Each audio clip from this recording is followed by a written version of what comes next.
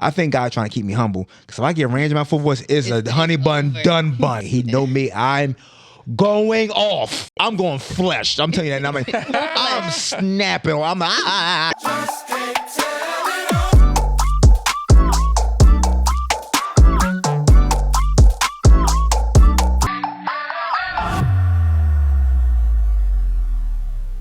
What's up, beautiful? Robo shy. You know what? What's up, beautiful people? This is your online churchy friend group, BlackChurchTok, with another episode. I'm your co-host, Clarissa. I'm Eric. And I'm Marcellus. And today we have none other Robo than, shy. as you can already hear, a minister of music, comedian, Yes, Lord. writer, Jermaine Dolly. What's up? Y'all good? What's up? Glad to be here. What's up? This is one of the ones I wanted on here. Yeah. I'm with that. Finally got it. Finally got That's it. in my DM like, yo, what's up? I pop out just for you. I pop out. Appreciate it. And I went to the Black Church Talk page. I said, whoa, like this, y'all lit over here. I'm gonna make sure. So, you go to the pictures in the comments. It was like 25,000 likes and like 5,000 comments. I was like, yo, it's lit over here. I'm with that. Yeah, we got a lot of church people. A lot of church people. Yeah. So how old were you when you first discovered that you could actually sing? I knew I could sing. I was like about 6.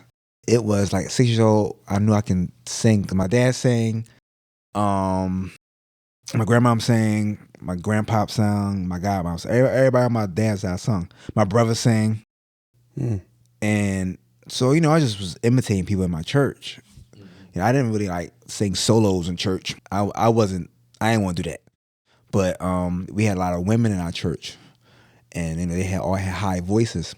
This is how I got my falsetto, actually. It was like a whole bunch of women singing like in their high with sopranos and altos. So I was just mocking, this is how Sister Juanita sings. This is how Sister Pat sings. This is how Sister Davita sings. This is how Sister Terry sings. So I'm imitating them. And I had them down to a T. And so then, not only that, but I was like doing runs and stuff too by listening to like Daryl Coley, Vanessa Bell Armstrong, and Reverend James Moore. These are the 3 that I listened to. My grandma was a preacher. She was an evangelist. So if we on the road, we listen to Vanessa Bell, Daryl Cole, Reverend James Moore. That's all in Mississippi Mass. That's all we listen to in gospel keynotes. And so I would just listen to them and just like subconsciously just like learning how to like do runs, but like I was just imitating them. Mm-hmm. And so I was doing that for years. And then like 12 years old, me and my friends, we went to and our parents, we went to Red Lobster. We used to go to Red Lobster or somewhere after church before afternoon service. They don't have afternoon service no more, but like Not no more. we used to have afternoon service every Sunday. And we went there and we was singing a song like it was like Children of the Kingdom, like Kojic song, like a Sunshine Band. Mm-hmm. And they sang their part like we love Jesus, woo.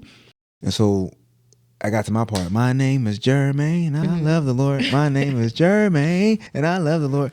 And so I'm singing that, and they was like, yo, you really know how to sing.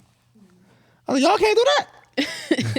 Like everybody know how to Everybody know how to do this. I can't do that. And that's when I first realized that I knew how to sing.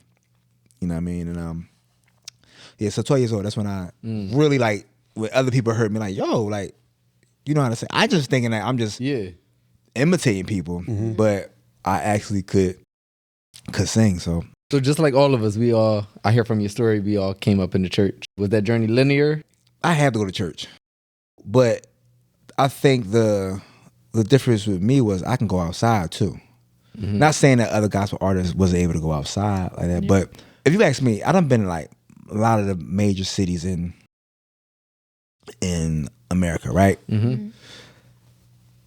I don't think there's no city cooler than Philadelphia. Like inner city cooler. And I say this to say, because like, if you go to like the hood of Miami, like Dade County or whatever, and you got like there are stars from like Rick Ross, like well-kept guy, right? Right. If you go to the hood of Miami, they don't look like Rick Ross.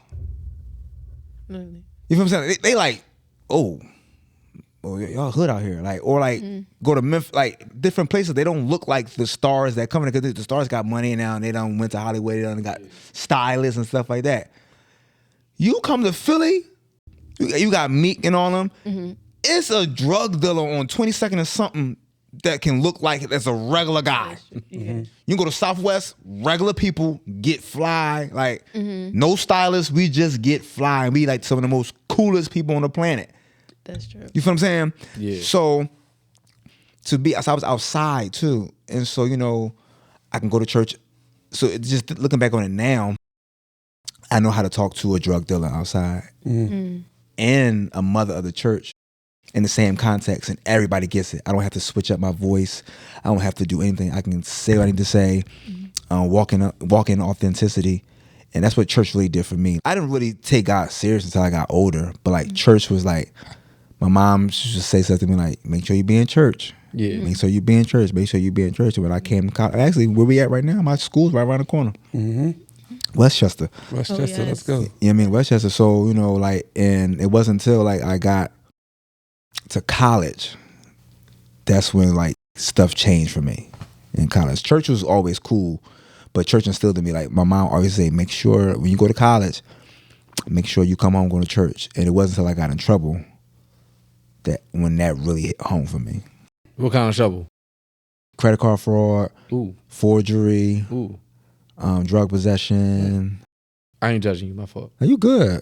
I love my story. So what happened was I went to Westchester, and I was my mom said, "Come, make sure you come home, go to church." I'm running my movie up here. Like I'm on High Street, Gay Street, Market. Go to McDonald's right there. I'm at where we recording at right now. It used to be a bar, a social club right there. Social club used to be Coyote on this corner right here. Run my movie in there. Spare Rib. What was that? Landmark or Barnaby's right there. No. So like so we was running our movie up here. I'm not coming home. Like church was getting on my nerve anyway. Church it was starting to get redundant to me. Like starting to get redundant. So I came to Westchester, met Dave Frazier. Dave Frazier is he's very instrumental into my musical growth. We're getting all that, but like Yes, Dave Frazier. my God, Our brother right there. I got in trouble up here. So my mom said me, come home, make sure you come home. All right, whatever, I ain't come home. So I got in trouble. I worked at Sam's Club. And so what we used to do at Sam's Club, people used to have credit cards. And the credit card looked like the membership card. So sometimes people used to leave their credit card. And we would like use it. We call our homeboy up, hey, yo, come to the store right now. Like hurry up, get here real fast. So that way, we buy Xboxes and like go get a whole bunch of food. So if I'm at the cash register, my man at the door. So you gotta check. They gotta check the bag. So all right, cool. Boo, boo, boo, boo, boo. Y'all go ahead. Like he at the door. I'm at the cash register. Come to me. Da da da. Boo, boo. You going? And then we get back home. PlayStation, Xbox, TV. Da da da. So, but you can also get cash. Yeah. You also get cash off the card.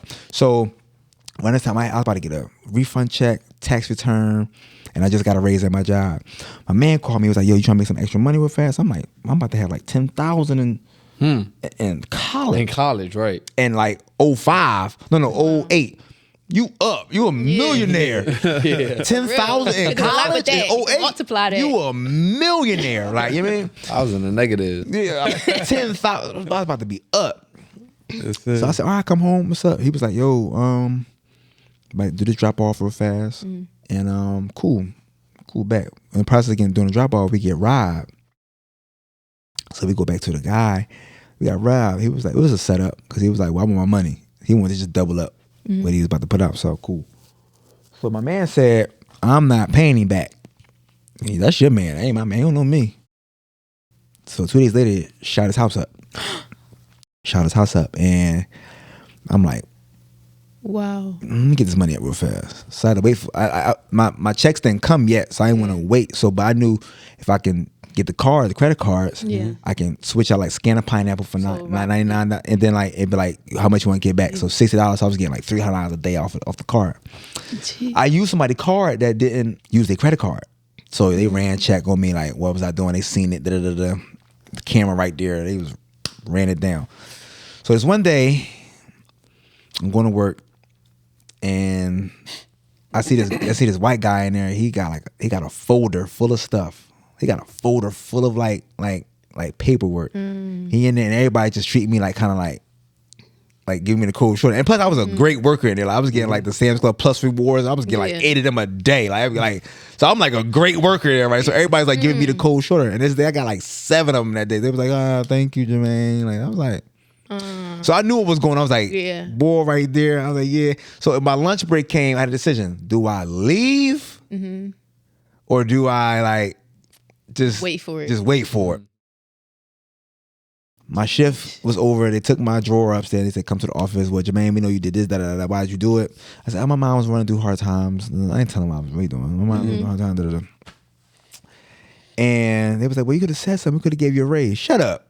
I just did the job evaluation. Y'all gave me a dime raise. Like, it was a 50 cent like raise. Y'all made up something that said I couldn't get my 50 cent raise. Like, shut up. He said like 10 cents? Yeah, 10 it was like 20. It was stupid. Like, it was like dumb. After taxes. After taxes, it's nothing. Seeing that. They ain't saying nothing. Like, you could have told us, shut up. I just did evaluation. Like, shut up. Like, lying. Gave my 50 cents, yo. So, yeah, I should go rob him again. Say no. So, we do that. I said, well, since you was honest with us, we're going to be honest with you. The cops are coming. They're on their way. I was like, all right. It didn't hit me yet. It did not hit me yet. Like, the cops coming, cool, whatever. Cops came, got me. We go to Exton. Sam's Club is in Exton. So Exton, we go to like this little house, like a little holding cell. So they go to process me. So I got 6 different charges, 14 different counts. So I did this 14 counts. I did it 14 times. Okay. So they got me 6 different charges with 14 counts. Whatever. Cool, back. I'm in there. So it's an automated system. All they gotta do is type in 1, 2, 3, credit card fraud, type enter 14, hit enter 14 times, and then it would have took them the process me and all that 20 minutes tops. The automated system wasn't working. So they had to manually type all my charges. And they can't type, they cops. I mean, I'm not gonna say cops can't type, but like they like CRED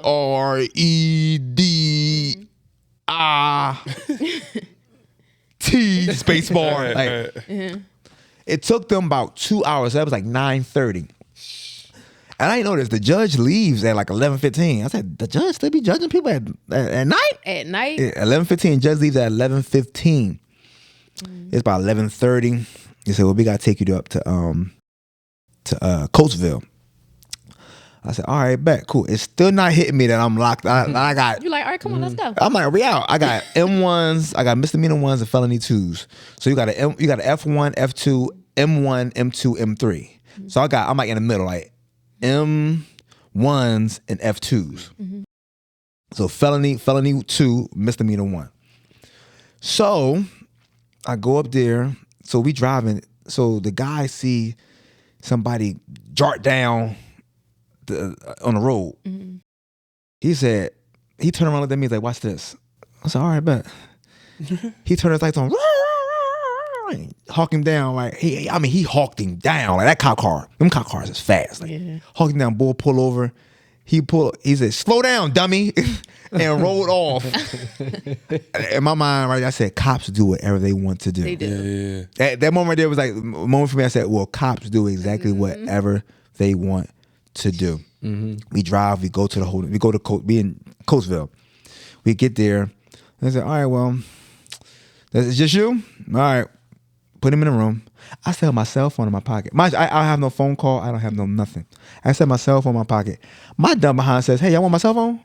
He was like, oh, shoot, let me get that. I could have my phone in there. Like, I could have been texting like, yo, what's up, yo? Take a selfie. Yeah, like I had a razor. at the time. I remember that. Fully charged. I could have been there playing Snake, chilling. Like, you know what I mean? Like, I could have been on my, like, chilling. Man, I gave myself, I was like, I'm stupid for that. I'm cold. That's not when like this is like tight clothes really, really like was starting. Like I had like my famous Star hoodie on, some like some tight jeans on. I was cold as jacks. I get in there, it's like 12 something, like it's like 12 o'clock. It's like it's like a sealed bed and toilet tissue. That's my pillow. I sleep, I go straight to sleep. I hear a boom. I wake up. Mind you, there's nobody in here. I wake up. I see the cop walk past. I was in a good sleep. I said, what time is it? He says 12:15. I said, 12:15, like in the afternoon? He was like, no, you just got here 15 minutes ago. Oh, I snap. said, oh my God, you just woke me up. And I couldn't go back to sleep from 12:15 on out. So I'm like, anytime I'm praying, like, well, God, then it hit me. And my mind said, if you come home to church, it's going to keep you out of trouble. Just make sure you stay in church.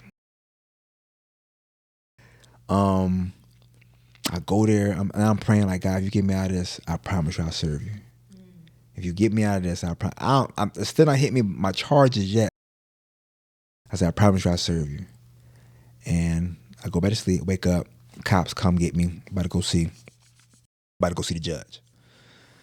Cop was like, oh man, you're gonna be fine. Like, you cooperated with us, what I mean? We saw your GPA, like, you'll be fine. Like, it's like little whatever, you'll be fine. Probably get like a little probation, you'll be fine. I still not hit me yet. He said, you wanna stop at McDonald's or something? I said, no, I said, let me just get there. I said, all right, cool, come on. We get there, we pull in. I see a car that looks like my mom's car. Mind you, I ain't get no phone call. Mm-hmm. I see a car that looks like my mom's car. I said, yo, did y'all call my mom? Did y'all call my mom? I don't know your mom. All right, cool. I get out the car. I see my mom and my dad walking up. And my mom was like, that look like Jermaine. Oh, shoot. What? Jermaine. She starts crying. Oh my God, Jermaine, Lord have mercy. About that. So let me know she don't know I'm there. He said, hey, your mom's here, but nobody called her. She don't know you here either. He said, do you want your mom in the courtroom? I said, yes. I walk in there, handcuffs on. She say, what did you do? Judge comes out. Jermaine Dolly. He said, credit card fraud. 10 years each count. That's 140 years right there on one charge. So I said, that's when it hit me like, oh my. 10 years in jail? In jail, each count. Jesus. Per count, like per charge. Like, I said, okay. 11 years, forgery, he running it down. Jermaine, what did you do? She couldn't believe it. Then the cop was like, Your Honor, he's a really good kid. He just got caught up in something stupid. Like, he's a really good kid. He said, everybody that comes here is a really good kid. They're doing a dumb mistake. I had a ticket in Westchester. I didn't pay. It was like $400 because it accumulated, so it was like $400. He was like, he didn't even pay this ticket. You think if I'm let him go on a promissory note that he gonna come back? He ain't pay the ticket. I said, Your Honor, I'll pay the ticket right now. Pay right now. Let me go. He said, was he white? White. You lucky your mom here. If your mom wasn't here, I'll lock you up right now. It was like March 8th. That was like March 13th. My next hearing would have been April 18th. I would have been locked up for like a month. Lucky your mom here. You better be here on your promissory. No, whatever case it may. That's how I am. I'm gonna be here. Well, how was my mom there? Yeah, that's what I was about to ask. My dad worked in King of Prussia. It's a FedEx out there. She was fighting a ticket. My mom works in King of Prussia too. She was fighting a ticket, and that's the place where she had to fight a ticket at that time. The day before, the cops were supposed to come at 3 o'clock when I first started my shift. They were supposed to come lock me up at the beginning of my shift. They didn't come to the end of my shift. Reason why they didn't come to the end of my shift was because it was an accident on 202. And it took them 6 hours to clear. Wow. And the cops couldn't type because the automated system wasn't working. So everything pushed back to the next day. That's like divine.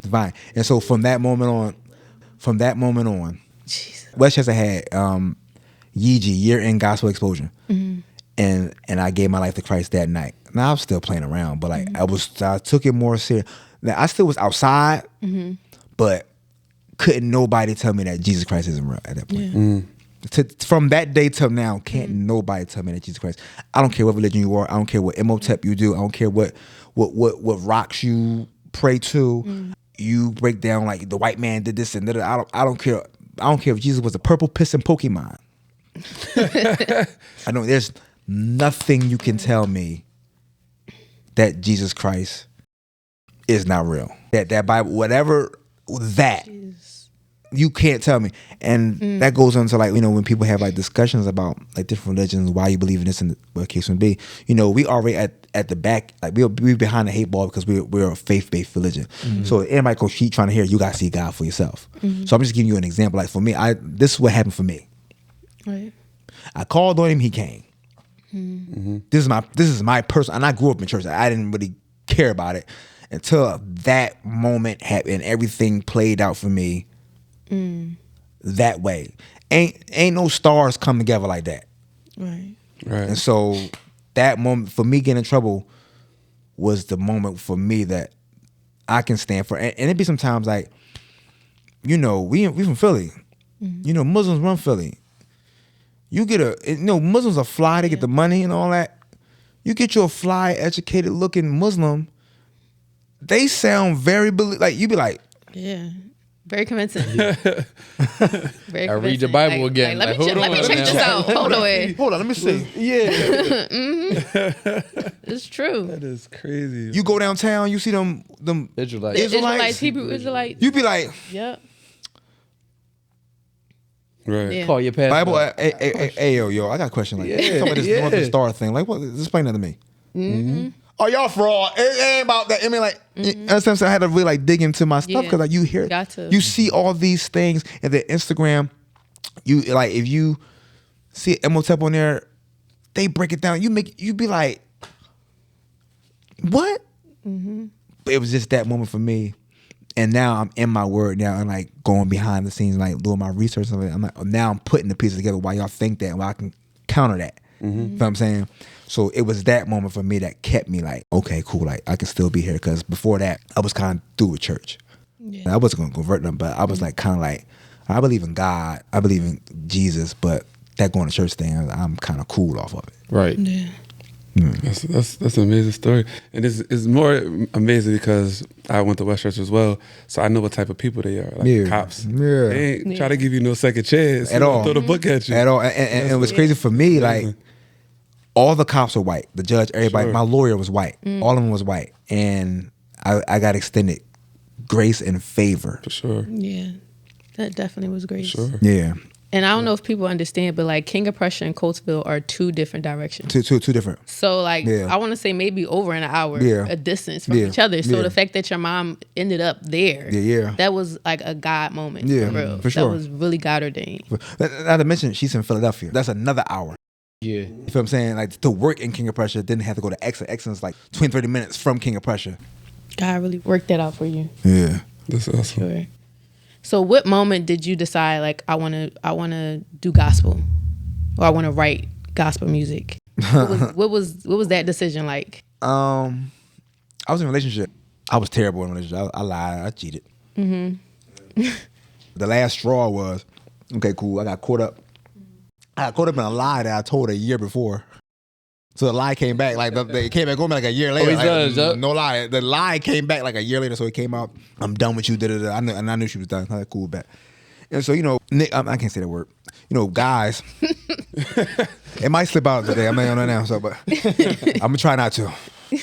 But like guys, you get caught up. You get caught. You be like, man, I'm outside now. Like it is what it is.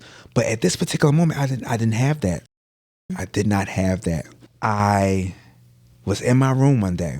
Avatar was on. So like, I'm like sick. I'm like going through it. Like I lost it. Like this is it. Like is this my fault? Is this after college or in college? I just dropped out. Okay. I had just dropped out, and was I singing? I was singing with Ty. I was singing with Ty. Okay. It's 2011. And so I always knew I wanted to do gospel music, write and produce music in general, but I didn't know how I wanted to do it, or how I was going to get into it, or like how I didn't know what was. So she left. So I'm, you'd be like, I'm sick. You either go through the whole sick thing, or you just go outside, just hit everything moving. Yes. So I done went through that whole phase of hitting everything moving. So like, it wasn't this time. It was just like my silent, like alone time. Watching Avatar, and after Avatar, it was like these chords came in my head, and I'm in my bed, I'm praying, and I'm crying, and I'm singing, and I'm humming this, My Hand of God.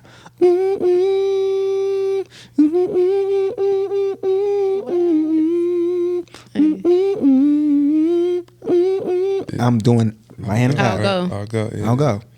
I get up and go to my church, Ezekiel Baptist. I quartered out and I wrote "I'll Go" right there. That's the first song I ever wrote. "I'll Go." "I'll Go" was the first song I ever wrote. So I'm like, all right, cool, back. I still haven't recorded it down yet, but so I'm like, all right, listen. The Lord been telling me, do your music, right? So I'll come home from a gig and I'll go straight. I come home, like, where you at? We'll be together all like from the rip. Me and a young lady. And Jermaine, do your music. I'm telling you, like, try to like cultivate your music. So I wasn't answering the call, so you called my name and I kept on running. I would hide when I heard you coming. Didn't want to fit you in my time. Thought life without you I would be fine. So because I didn't listen, you broke me down to get my attention. Now I see there was no other way, so I said, I'll go. So that's really what happened. Yeah. Like, all my songs really happened. Every last one of my songs really happened. I can break down every song that say every song I ever wrote really happened, and it's all backed by Bible. I can say what really happened to me, and I can go into the Bible and show you a story that coincides with. We'll get into that later. So I write that. So I'm like, all right. I called Jermaine. I want to do a mixtape. He said, all right, let's do it. Right back. I got "I'll Go" in a bag. I'm going to Ty. I'm talking to Ty, like, Ty Tribbett. I said, Ty, what's the voice of God? He said, the voice of God is really you talking. But if you hear yourself, it's your conscience. But if you hear yourself say anything of God, that's God talking to you. Because your flesh doesn't want anything to do with God. I said, all right, bet. Cool. So I always thought, like, Moses. Like, I thought that was God's voice. Right. He said, Morgan Freeman. I'm Morgan Freeman. I'm Morgan Freeman. So yeah, like, you break up, you start to, like, okay, I'm praying, but I'm still trying to be outside too, because I'm not gonna be with myself. Like, she was doing her thing, she was doing her big one. Like, she was doing her big one over there. Like, she's single, she's doing her big one. I'm outside too. You tripping. Like, God, I love you, but I'm outside. So I'm talking to these two other particular women, and my ex, the two other girls, they would randomly stop talking to me, like, randomly. Like, I mean, like, my ex, we would be talking, me and my ex, like, talk. You break up with Jack, you still kind of talk to your ex for a little bit. Yeah. We talking, texting, we'd be like, ha, ha, ha, ha, ha, ha, ha, ha, ha, ha. I can't talk to you no more. Bye. Like that. Wow. I just be like, he used to F me up, like, bad. Another girl, we went from texting every day, seeing each other all the time. She just stopped responding. I'm talking about stop responding. Another girl stopped talking to me because I didn't get her, like, a $10 fish and grits platter. Swear to God, I'm dead serious. If they see this, they know exactly what they are. That is you. We stopped talking because of shrimp and grits. I'm like, I knew the girl that worked at the store. Like, relax. You don't got to pay for this. Like, chill out. I'm not used to paying for stuff. Girl, just pay for your hearing. Like, what are you talking about? Like, we talking about Tenny. What's your $10 back? Like, what are you talking about? Stop talking to me. I mean, legit, stop talking to me. Like, done. Like, ghosted. It was effing me up. I think I'm a pretty cool guy, especially around that time. Like, what? Why stop talking to me? Like, I'm bored. Fast forward to the plane. We get on the plane. We going to LA. That's a 6-hour flight. And I'm on the aisle seat. It's a little white girl. It's in the middle. And her mom is at the window seat. I take 2 Benadryls. I'm not staying up for the 6-hour flight. Take 2 Benadryls. I'm going to sleep. I'm about to be knocked out. Little white girl hit my leg. I wake up. Can I go to the bathroom? Go ahead. I hear something say, read John 4. That's me talking. Shut up. We'll go come back, go back to sleep. I go to the bathroom. All right, go ahead. Read John 4. That's me talking. Little girl comes, sit back down. go back to sleep. I have to go to the bathroom. I'm like, girl, you want to switch seats? Read John 4. Wow. I open up John 4. Samaritan woman at the well. I know this story. I'm not reading that. I close the Bible, put it back down. Little white girl comes back, I go back to sleep. Have to go to the bathroom. Read John 4. We know John 4. Woman at the well. Why should I drink from you, Jesus? And not from this well. Well, you drink from this water right here. Your well will run dry. Drink from me. You never thirst again. Keep going down. Worship him in spirit and truth. Like, be your true self. Further down, a man, I think his son was sick or something like that. And he told Jesus, he said, yo, my son's sick. I need you to heal him. Jesus said, no. I need you to heal him, please. The Bible says, he said, do you believe in me or do you believe in the acts that I do? Or do you believe what you heard about me? He was like, no, I actually believe in you. Cool, go home, your son healed.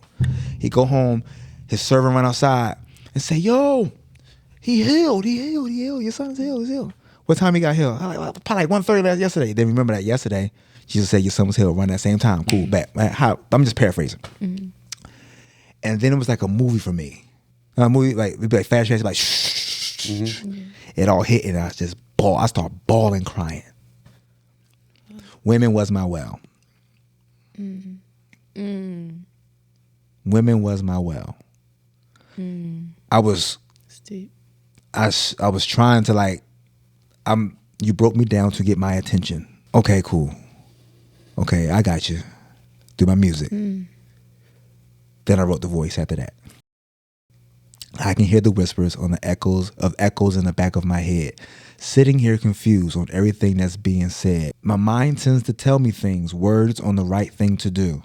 It sounds a lot like me, but could it be the words coming from you? I can hear your voice talking, telling me that everything's okay, giving me the choice of making decisions that I face every day.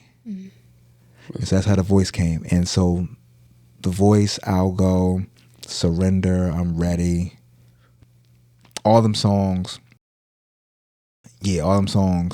came from that, me breaking up and like leading into that. Into your assignment. To my assignment. Oh, that's beautiful. Hearing you talking about a breakup sound like you was like an R&B experience.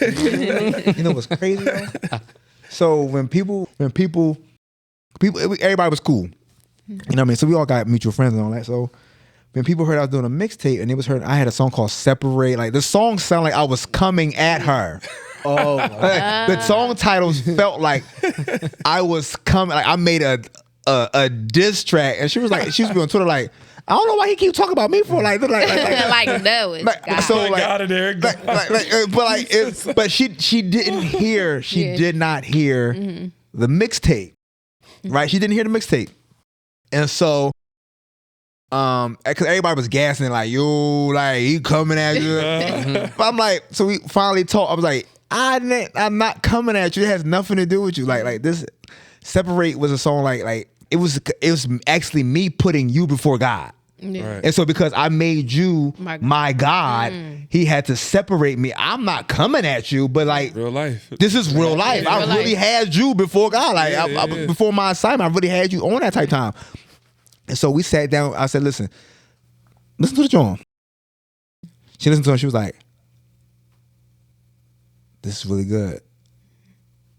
I'm sorry. Like this. And then we just parted ways of that. But like the streets had it like, like a diss track. It's like he coming at you like, no, I'm not. Like, no, I'm not. I wasn't doing that. But like, I'm just saying like, when you put something before God, he will take that away from you. Like however it go. Like if he want his, you gonna answer that call regardless, however it go. For sure. So that's how my writing started from that into like where I'm at now. Like so. Yeah. All right. So you talked about the style inspired you, women from the church or whatever, but the style that you chose to implement in the gospel, that's more so like a Motown sound. Nobody really do falsetto in church. So how did you get the confidence of like bringing falsetto into the church? Well, people do falsetto in church. I'm gonna tell you that. Quartet. Okay. Quartet. Like even before me, John B. Key did falsetto. Okay. DJ Hatton did falsetto. B. Slade does falsetto. A lot of people do falsetto, but it's just for me, I'm just me. I ain't the first one to bring falsetto into church or gospel music. I'm the first one to bring Jermaine Dolly to gospel music because I'm authentically being myself. I don't look like a person that can sing falsetto. Right. I don't talk like, I'm not doing, we lift your name on today. I'm not doing none of that. I don't talk like a gospel artist. I don't talk like a preacher. I don't talk like none of that. But when you hear me talk, you hear the authenticity. There's anointing in authenticity. Yeah. There's anointing in authenticity. So I'm just bringing my authentic self into gospel music. How I got confident of just saying, because I was singing falsetto for 18 years. I didn't use my full voice until I got to Westchester. Shout out to John Graves. Yeah. He was our choir 0607. He was our choir director. And so I didn't start using that, like really had to like use my full voice until I got to college. Then I'm at Praise One. Now I'm singing with praise. So now I'm getting my falsetto, and my full voice. And so I'm just now like confidently like can sing in my full voice now. Like now. Like within the last 2 years. Like confidently can like, okay, this is what I can do in my full voice, and this is what I'm doing. I'm about to start taking like vocal lessons to like get more range in my full voice. I think God's trying to keep me humble, because if I get range in my full voice, it's a honey bun done bun. If I get range in my full voice, you're done. Like I'm like, so I think God just stay right here. Like I'm giving you falsetto, like you show off with your falsetto, but we're not doing that because I know you. And He know me. I'm going off. Like, you know what I mean? Like, I'm going flesh. I'm telling you that. I'm snapping. I'm going off. So, you know, like, but like I didn't like. So answer your question. So, but falsetto, I was singing my falsetto for 18 years. So I know my falsetto. Like if push comes to shove, like I'm going to my falsetto. Like, and we gonna eat there. So because I'm confidently like in my falsetto. I didn't bring the Motown sound here. I didn't bring. I'll be a fool to let y'all believe that I brung all that here. What you seeing is just my authentic side of it. It's not like a new sound. It's just a new authentic view on the same thing. On the same thing. Yeah, and it attracts more people. That's it. Because you're not just a singer, you're a writer, you're a comedian. Yeah. I So think that's what people everything is geared into that. So like you putting all that into. That's what you're just seeing that, and so it comes off like it's a fresh thing. No, you're just seeing the freshness in the authenticity, right? Yeah. Not sonically. And I think church and gospel music focus so much what sonically is and not what message wise and what the heart is. Yeah. You feel what I'm saying? Like we focus, like we got to the point where now in gospel music we focus on what sonically should appease people. So you gotta think sonically. The two things going, well, not maybe more things in church. In gospel music, CCM is CCM in gospel music, because it's like that's the sound that feels as though like it's gonna get more money, get more book. Churches are booking people because of the praise and worship sound, and like, you know what I mean, like that just is what it is. And so sonically, as I asked the question to somebody, I said, which is the praise and worship song, you or I'll Go? Ask 10 people that. 10 people say I'll Go was a praise and worship song, because sonically it sounds like a praise and worship song. I'll Go is not a praise and worship song. I'm not praising God. I'm telling God what I'm going to do. Right. So I'm not like, it just sonically, I'm actually, all the praise belongs to you. I'm bigging up God. I'm bigging up Jesus the whole time. Yeah. That's the praise and worship song, but it's just that we're so focused more so on what sonically sounds like worship and what lyrically, and not what lyrically and authentically what the heart is. What's your heart's posture in worship? What's your heart? I went to a conference. It was a Southern Baptist conference. White people. Like Southern Baptist white people. Like, and like, you know, like, and what they do, they read the song, they read the words off the screen. They sing nothing but Hillsong, Bethel. They sing nothing but them songs. I'm coming there singing my songs. I'm being authentically me. I don't know them songs like that. I'm singing our song. We'll be singing praise worship at our church. This is what we'll be singing. We'll be singing like, I will open up. It's old Walter Hawkins. We're singing, I mean, we're singing what we want to sing. Yeah. And them people was in there like, we have never experienced nothing like this ever at our conferences. We're bringing you back every year. Oh, that's beautiful. The guy said, it's your heart. It is your heart. The reason why everybody is gravitating to you. The leader of the conference, this is your heart. It's your heart. He said, worship has become idol. Worship has become idol. The way we worship has become idol. Like, we have to do worship like this for my church to actually be up. A church done told me before. 2 churches done told me before. Somebody want to ask me to come to their church, they put me in the hat. And I was like, I don't think Dolly can do this church. I don't think he fits the aesthetics of my church. Yeah. Aesthetics? The aesthetics of my church. Oh my I ain't gonna say the pastor, but yeah. Another church said, I think you come on our youth Sunday because, you know, our other Sundays it goes up. Right. Wow. I don't thank you. I said, it's just praise and worship.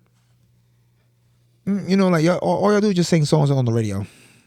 It doesn't really go up. Like, you just sing popular songs that's on the radio and y'all just make it your own. Like, it's not really hard to do that. Wow. It's not really hard to sing cover songs. Yeah. You actually doing karaoke. Yeah. Praise and worship is done with karaoke. Basically. Yep, with the words up. Put the words up. Yep. Praise and worship is karaoke. Karaoke. So we're not really. You're not. It's not nothing really hard here. Like, it's nothing really hard here. You just sing what somebody else already wrote the song, and y'all just put maybe a little other chords here. Y'all just put your harmonies there, and a little bit. in the middle, worship him, and the church worship him, and then y'all come back and say some more church rhetoric, and then you sit down word time. I do that in my sleep every Sunday. I need worship every Sunday. So, like, you're not really, you know what I'm saying? Like, so is that, and that's how worship has become idol in people's churches. You know what I'm saying? So it's that, like, it's just that world right now. So, you know, it's like I said, it's about your heart. You know what I mean? Like he said, it's really your heart. You got to think, David's heart saved Solomon. Yeah. We'd never know how smart Solomon was. It wasn't for David's heart. The Lord told Solomon, see them women over there? Don't deal with them. Yeah. All they're going to do is coerce you. They're going to have you serving false gods and all that. Like, tell me right now, don't, if you talk to them, you deal with them, I'm going to kill you. Yeah. You're done. Well, Solomon went over there. The Lord said, bro, did I not tell you? Don't go over there. And you still did it anyway? I should kill you. But I'm going to save you because of your dad. Your dad's heart. Your dad had a heart after me. So I'm going to save you. Now, your son, he done. Now, Solomon, your son, he's done. But I'm going to save you. I'm going to save you. And we probably would have never known how wise Solomon was if it wasn't for David's heart. So we got to get back to, like, what our heart is in church, gospel, whatever, whatever it is, kingdom, whatever you want to call it. What's your heart like? What's your heart like? Because it's become performance-based. Yeah, for sure. For sure. And not authentic. For sure. At all. Jesus. Being like a comedian, how do you navigate, like, serious saints? I don't. You don't? That's it. Doing me. I think some people should worry about the audience, what they're going to do. You should in some degree. Me, I keep saying this. There's anointing and authenticity. Yeah. If you see me rock live, I get on there, I put the mic on the mic stand, and I step back. And, like, I'm like this, looking around. But people see my mouth moving, but I'm actually praying, like, God, what do you want me to say to your people? How you want me to say it? How do you want me to convey this? What songs you want me to sing? I look around, and he give it to me. This is what we doing today. Cool. And that's how we rock it. If you're a serious saint, cool, be serious. I can't change that. Right. But I'm not going to be serious because now I'm operating out of my anointing now. Right. Like my wife, shout out to Nay, she hate that people don't take me serious, how, like, because she sees me, like, get up in the morning, like, deposit my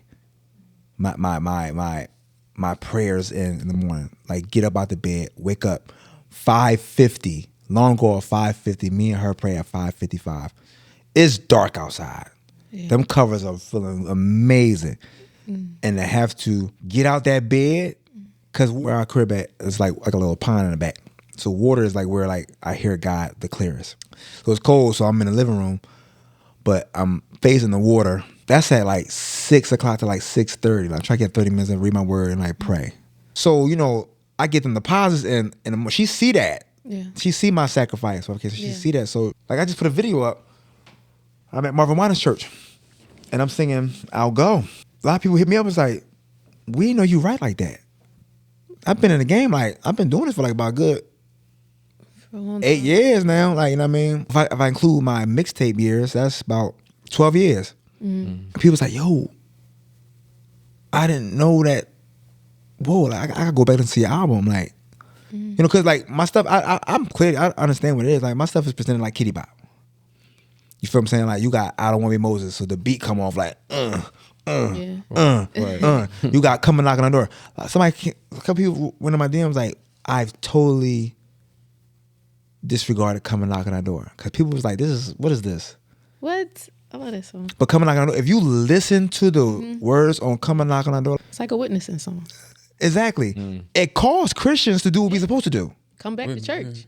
Like draw people to church. Yeah, draw people. Like I'm telling people to come back to church. The people that never been to church but like kind of teetering the line, and the people that left the church and come back to church. Like I told you before, my songs really happen in real life. I write about it. So you happen how I'm in the crib. I'm singing with Ty. I told my man Rob, shout out to Rob. He's like my roommate when he was on the road. I mean, yo, Rob, I got this melody in my head. I don't know what I'm going to talk about, but it's going to be crazy though. I just tell Rob this all the time. I'm like, bim, bim, dum, dum, bim, dum, dum, dum. I'm like, yo, bro, it's dum, dum, dum, dum, dum, dum. I'm like, yo, I got it. It's going to be crazy. I don't know what I'm talking about. My man called me. He's a producer of movies. He got movies in the movie theater, Netflix, all that. He ain't got no Tubi movies. He got like movies like this. Like, he got Netflix. He got no Tubi movies. I mean, it's like good cameras. Ain't no cell phones. Ain't no like pow. Ain't like pow, pow, pow. You know, ain't none of them. Little catch up like splash. You know what I mean? I'm sweating. They put water in the eye. Ain't none of that. It's like real life sweat. Like somebody can really cry. Like man, he called me. He said, "Yo," and I was hurting at the time. So I ain't had no bread. I was like really like trying to figure it out. He was like, "Yo, I need to talk to you about something." So I'm thinking he trying to talk to me about my Instagram rocking and rolling this time. Like I'm starting to get viral. Like church people singing in the car. I'm like I'm rocking and rolling. He say, "I want to talk to you." I'm like, "All right, bet." He trying to get me in a movie. I'm with that. Let's talk about this. Give me a movie. Go to Hollywood. We out. He come over. I said, "Come into my crib." He come over and he says to me, "Hey man, my life effed up." I said, now I was looking in, he getting money. All the women love him. He's a handsome guy. Like he light skin, like pretty eyes and good hair. Like he was like, he's cute. Cute. So I thought he was describing me for a second. say less. But he's a handsome guy. So, you know, I mean, I was looking at him, I'm like, yo, he getting to it. He outside, he getting to it. Yeah. My life effed up. I said, yeah. Then he asked me this. Well, how are you always happy and never down? Wow. I think I'm playing, I'm dead serious. How are you always happy and never down? We had a 2-hour conversation about Jesus Christ. Wow. I went upstairs. People always ask me, why am I always so happy and never down? Why I'm always laughing, why I ain't never seen a catch me with a frown. And so I wrote all of that. So I got to tell them, you're the reason why I smile. You pick me up when I don't know. That's what you get when you're a child. There's so much that I can say about the man I'm referring to. I was like, da da da da da da da da. All the praise belong to you. I could not know what to put by da da da da. The Lord said, write Jesus there 4 times. Wow. And then loop it at the end 1,000,000 times at the end. I said, all right, bet. At that time, gospel artists was not putting Jesus in their songs at that time. It was like God, Lord, him, he. It could be a love song. It could be, we don't know what it is. So that's why it hit so crazy, because it was a feel good song. It was a gospel version of Happy. Everybody feeling good. And then it had Jesus in it. So that's why all the old heads in gospel music bang with me, because it was like, you really stepped out there and put Jesus in your song like that. That's why Donnie loved me for that. Like Donnie, like he loves me for that. So you come out, is hitting the ground running, boom. So now all my homies back on the block come out, I used to be outside with them. So it's like, yo, like this Jesus thing really like that's really the thing. It's like, yeah, let's talk about it. Like, yeah, we talk about, all right. So like, you really like rocking and rolling off of Jesus like that? Like we know you grew up with us, like you was in church, like, but like you really like serious about that? I'm like, yeah. But look, don't follow me, follow Christ. But I think you should follow. I think you need to go find a church home to really hone into that. He say, I ain't going to church. I said, why? He said, because they had their reasons why, like, you know, they knew all the church tea. Wow. So I was like, okay, don't let it discourage you though, bro. Like, he was like, no. I was like, bro, like, you break your arm right now, where you going? To the hospital. I said, cool. You get there, you know, there's people got AIDS in the hospital. It's like sickness in the hospital, all that. You don't let them stop you from getting your healing, do you? And that's what church is. Church is nothing but sick people trying to get their healing. We ain't perfect. Now I'm sorry that we try to come off as if we're perfect, but we're not perfect. But like, I don't think that should deter you from coming to church. For sure. Yeah. Like, you go to work, and you don't like your boss. Right. Did that stop you from getting your check? No. So don't let nobody like that like stop you from getting like your blessing that you can potentially receive. Like the same kind of message I'm giving you, you probably get the same kind of message in the church. But like, that's something that you have to like decipher and get on your own. So that's how Come and Knock on Our Door came about. My manager was like, I got this beat. I don't know how you gonna make it a gospel song. And so when people say like, yo, I really missed Come and Knock on Our Door, listen to the lyrics. I see you're hurting and you're feeling like nothing is working. So you're searching for some inner peace, thinking who can come and take care of me. See, I know what you're going through right now. Whenever you're happy, something's pulling you right down. But right now, I got a simple message for you on some things that I really think that you should do. Just look to the hills from which cometh your help. And when all is well, and then you will see that you have the victory. But first things first, just for all of this to work, so you might want to walk in the church. So come and knock on our door. We've been waiting for you. You'll find Jesus standing there for you to cast all your care. So come on, knock on our door. We've been waiting for you. It's time to get things in motion, but the doors of the church are open. So when people listen to them, like, it's like, it's totally missed all this. Right. You know what I mean? And then like, you go here, I don't want to be Moses. They be like, I totally missed I don't want to be Moses. Like, how? Like, cause it comes off like, I don't want to be Moses and I get what God, but like, listen to what I'm saying. I don't want to be Moses and not get what God has for me, to be the one that's chosen and my blessing I can't receive. I don't want to be Moses and get in my own way. Then to get so close and only get a glimpse of the promised land and then have to turn around and give your promise to another man. As I seek your face, I may fall from grace because I am only a man, but I don't want this flesh to keep me in a mess and make you have a change of plan. So I don't want to be Moses and forget who got me here. You know what I'm saying? Because to have my blessing taken away would be my biggest fear. So when people sit down and listen to what I'm saying, it'd be like, it's really deep. I tell jokes on Instagram. A record label asked me like, do he take gospel music? Does he take it serious? Because I tell jokes on Instagram. I'm not going on Instagram acting like a preacher with the subtitles on there just to appease y'all. Think that I take God serious. I'm from Philadelphia. Nobody want to be no gospel artist in Philadelphia. Right. I didn't grow up saying I want to be a gospel artist. You know what I'm saying? Yeah. I didn't grow up doing that. I want to be a drug dealer. Talk about that. I did. I want to be a drug dealer. Like, so I was terrible at that. Clearly, I got locked up. Clearly. First of all, I picked the wrong time to do it in the wintertime. So, you know, people are still outside, like on the corner. Like, you know, now drugs, now you can Uber Eats drugs now. Like, you can like go puff and all that. Like, you can go to like a store now to get drugs now in a nice packaging and stuff like that. You know, like back then you had to like, I got that green out. I got that green out. The loud. I got that loud. I got that gas out. You know what I mean? Like, be like 15, bro. Go to school. I was terrible outside. I got that green out. Went like this, like. So I was terrible at it. And so I was in a trap house. 2 hours. I told you I was for 2 hours, y'all. 2 hours. And my friends like, what's crazy? My friends didn't even like, they didn't like peer pressure me to sell drugs. They was like, man, go to church, y'all. Like, it's fine. Go to church. Like, it's fine. It's cool. Like, we love you, bro. Like, we got you. Like, I'm outside. Y'all tripping. Like, what? I'm with the gang. I'm in the trap house. It's cold. and they cooking coke in there. So I'm like, all right, bet. I'm about to, big boy league. I'm about to do coke. Let's do it. So I wasn't cooking it, but like it's very fumey. It stink. It's fumey in there. Wear gloves. So you bag it. But I can't work with like plastic gloves. Like it's very hard for me to work with gloves on. I take the gloves off. But it's fuming there. So I'm like, I wipe my eyes. Get out, yo. You got fired from a trap house. Got fired from a trap house for sure. I'm no cap. Like, yo, get out. Get out, bro. You drawing. Like, you can't be loud as hell. I'm like, it's a trap house. Like, it's in my eye. The cocaine is in my eye.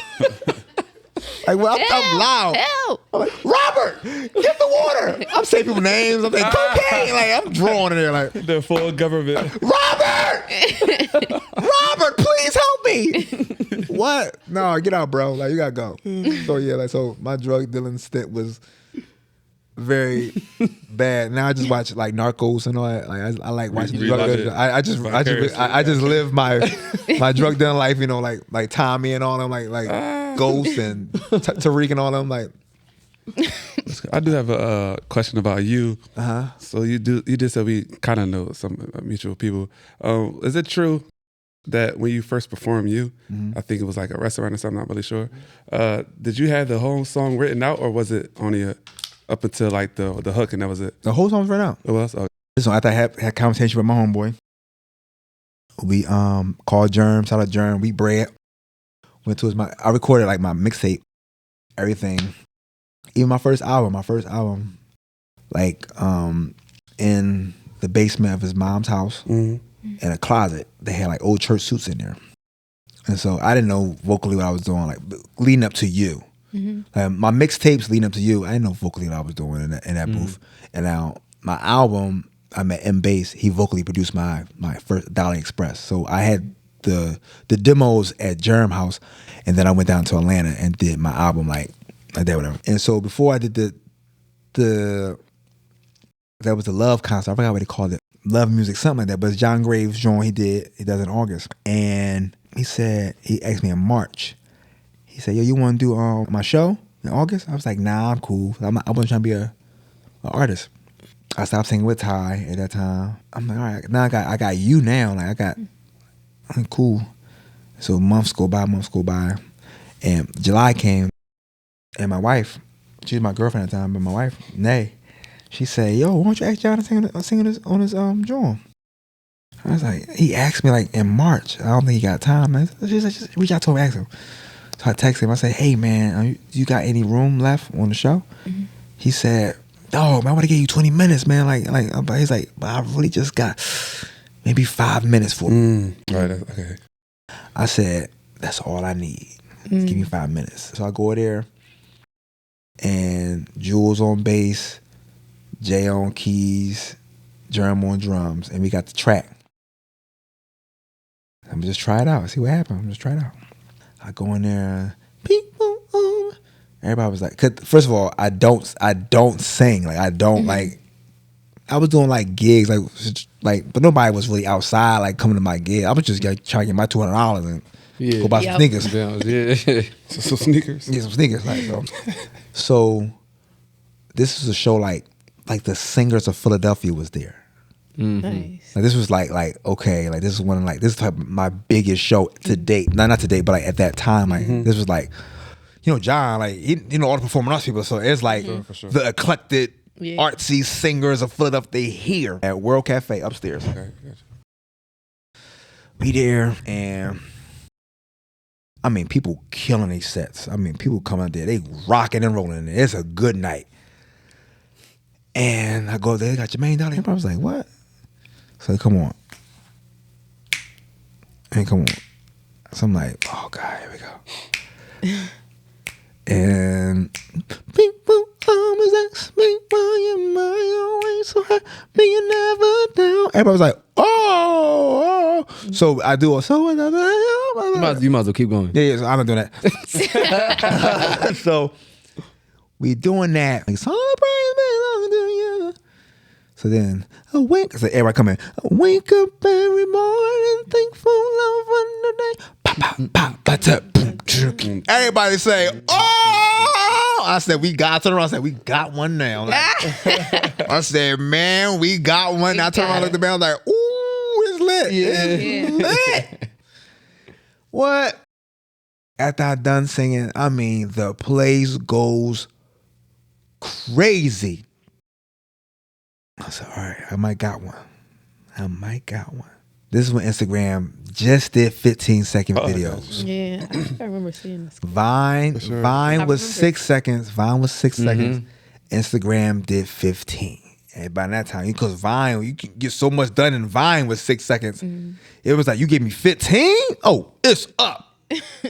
15-second clip. I put it up on Instagram. It go viral. Wow. What is this song? Like, what is this song? It may seem like I didn't have the whole song written out because I was just going to shows doing snippets of it, making people wait. So I would go to these shows. I got booked. I had 300 gigs after this video went up. Wow. 300 gigs of that. That's how it's all started. I'm going to Philly, New York, DMV. It's rocking and rolling. People starting to notice like what's going on. Because now I'm fresh off singing with Ty. Ain't that the boy that sing with Ty? Like, cause then now I'm doing comedy stuff too. So it's like everybody's intertwining. Like, and so I would get up there and I would sing, "Wake up every morning." So I do the whole second verse. And I go to, "So I tell them that it's you." Stop. I used to tell the band, get up, don't look. Just get up off the instruments. I'm walking off stage. We're not saying bye enough. We just walking off stage. So I tell them that it's you. Walk off stage. And everybody like, cause now everybody in like, second verse coming, everybody's like, ooh, yeah, we in. Stop it. And I go sit down. And everybody was like, no.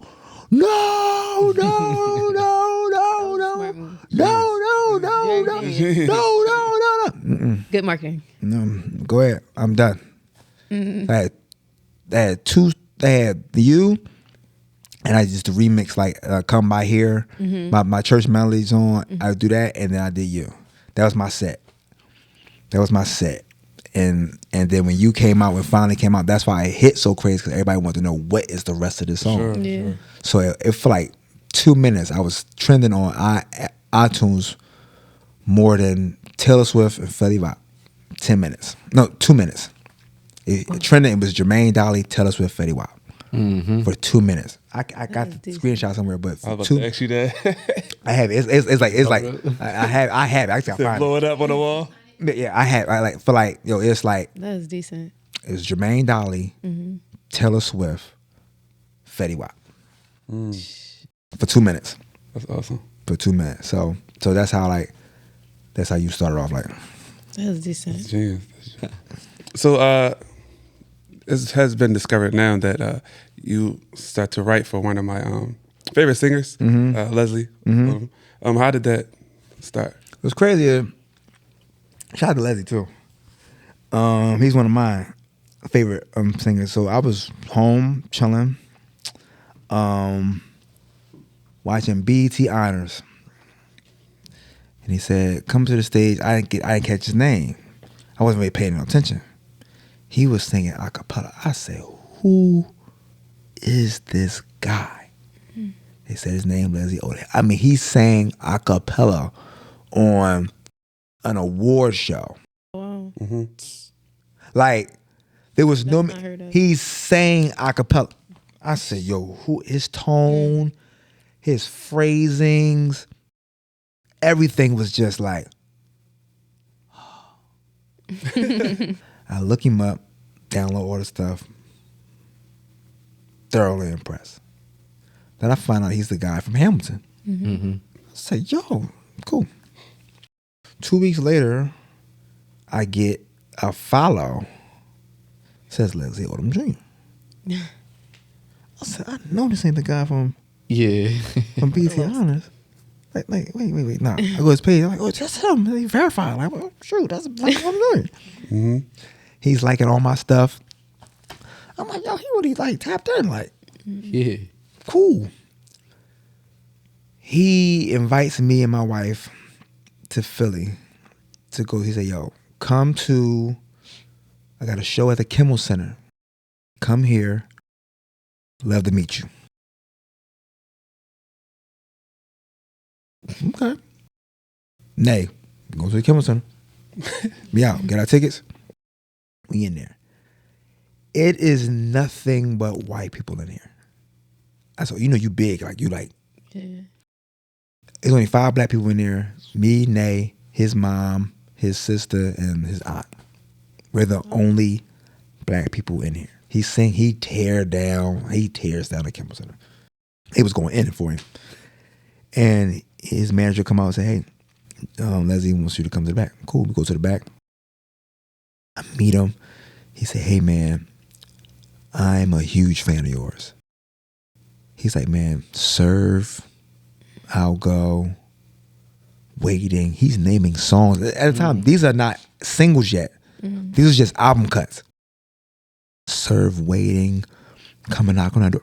I love all these songs. Like, You's good. Like, You's a good song.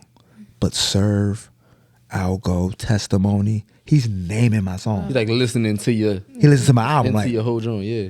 I said, me and Nate type me money like that. I'm like, no. He says, hey,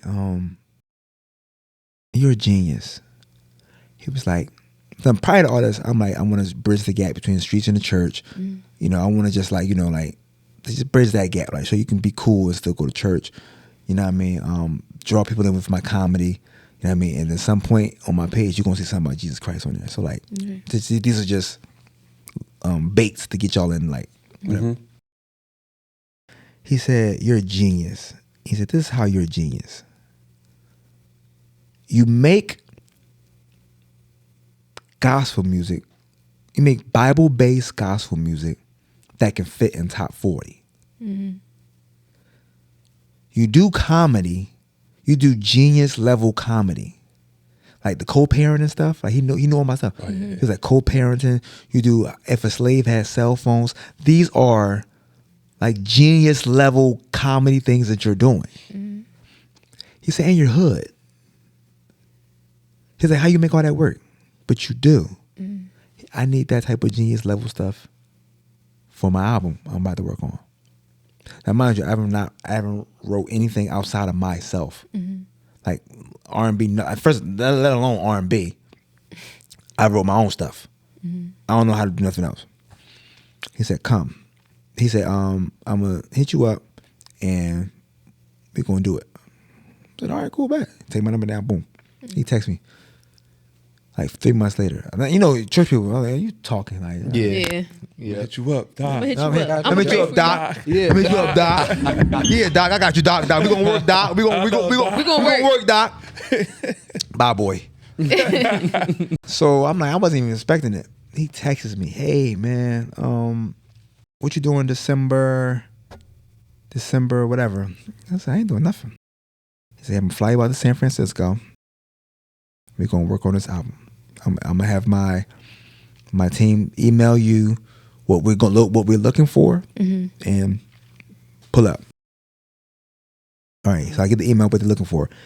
He said, I want my next album to be what would big bands sound like in the year 3000.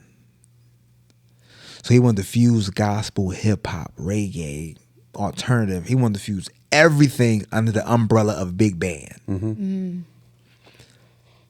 This ain't R&B.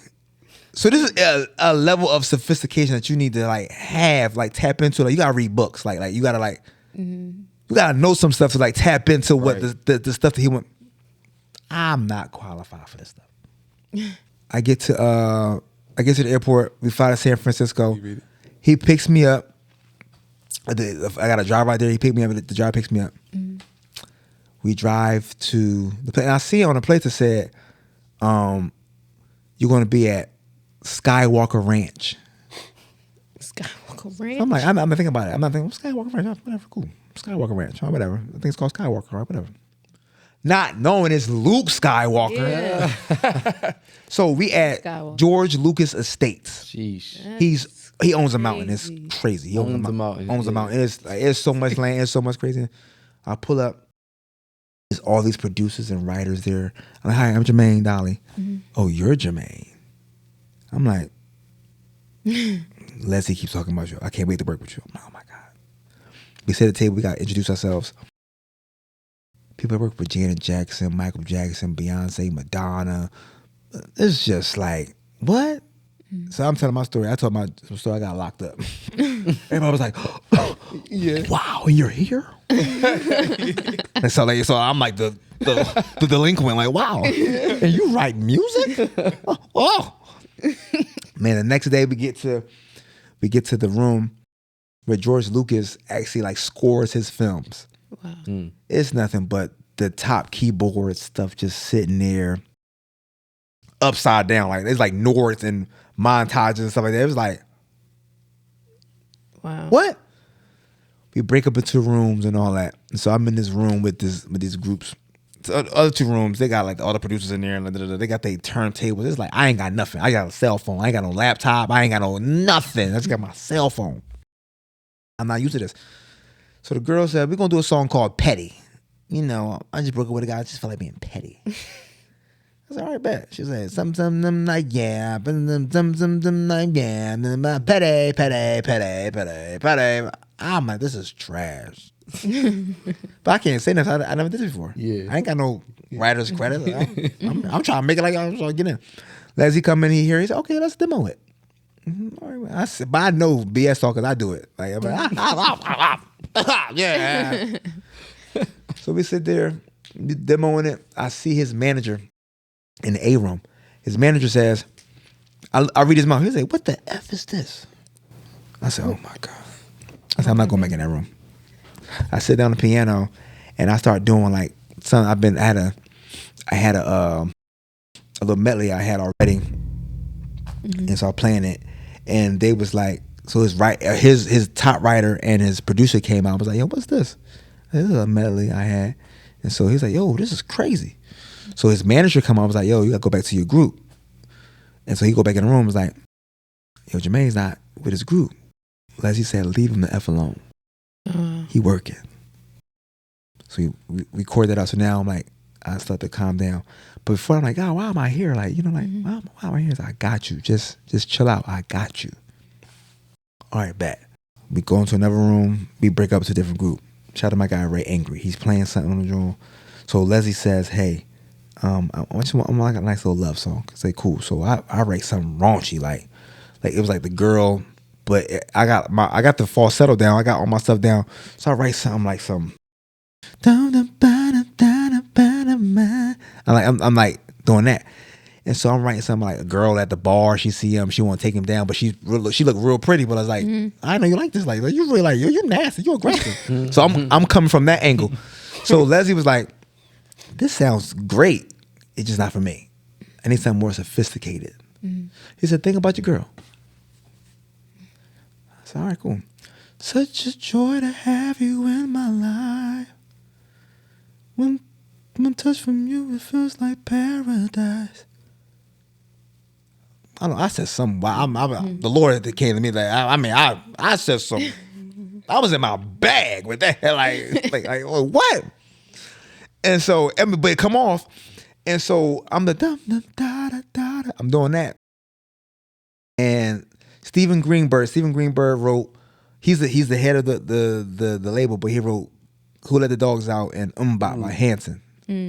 So he come in, he was like, yo, what is that sample you're using?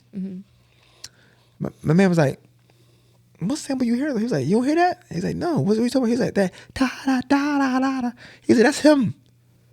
So I was in the corner, I'm like, dum dum dum. He was like, yo, your falsetto is amazing. He said, where you from?